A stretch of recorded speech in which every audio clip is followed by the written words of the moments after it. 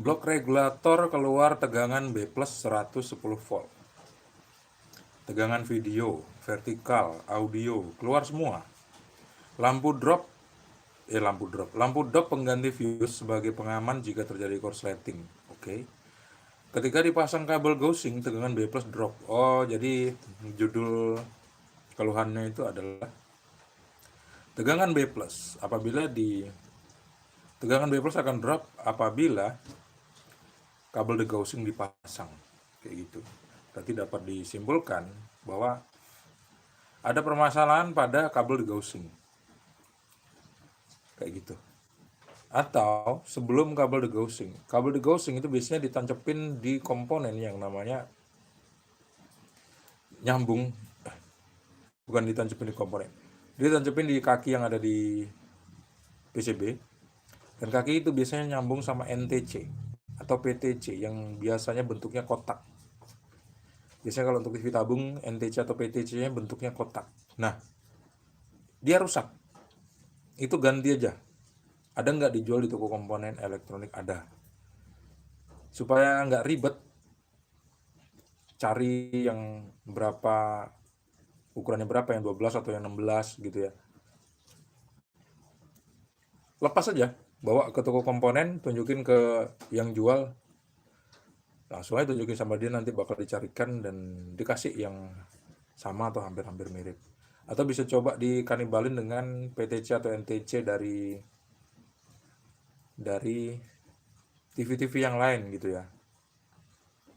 Jadi kalau misalnya blok regulator itu sebetulnya kondisinya normal, tapi begitu dicolokin degaussing rupanya malah ngedrop dari 110 volt, itu ngedrop jadi 90 volt misalnya, ya ada masalah sama degaussing itu.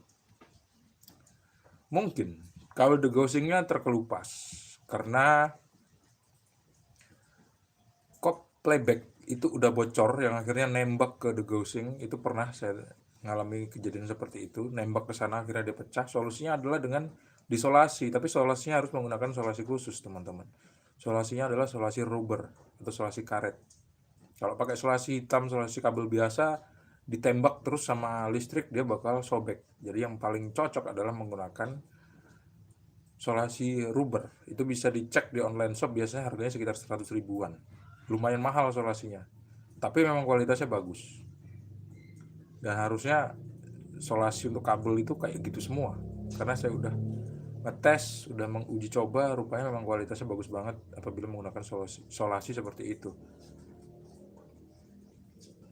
Biasanya solasi itu digunakan di konstruksi, atau bukan konstruksi lah, di apa ya, di proyek-proyek besar, misalnya di tower kayak gitu, itu menggunakan solasi karet.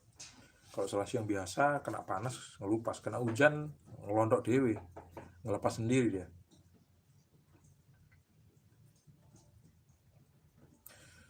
Siap, terima kasih penjelasannya Bang, saya terus dukung channel ini. Makasih Bang Kucing Manis ya.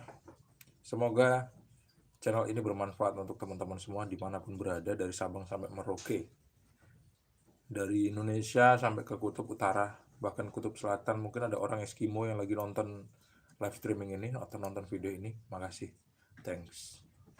Gak bisa pakai bahasa Inggris banyak-banyak karena nggak lancar. Lebih lancaran pakai bahasa Indonesia sama bahasa Jawa, guys.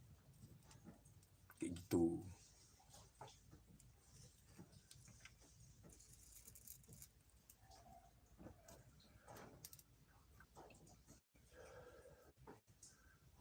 Dan salah satu kerusakan dari NTC atau PTC di blok regulator, bahkan sebelum masuk ke regulator, itu salah satunya bakal mengakibatkan bunyi berdenging di speaker.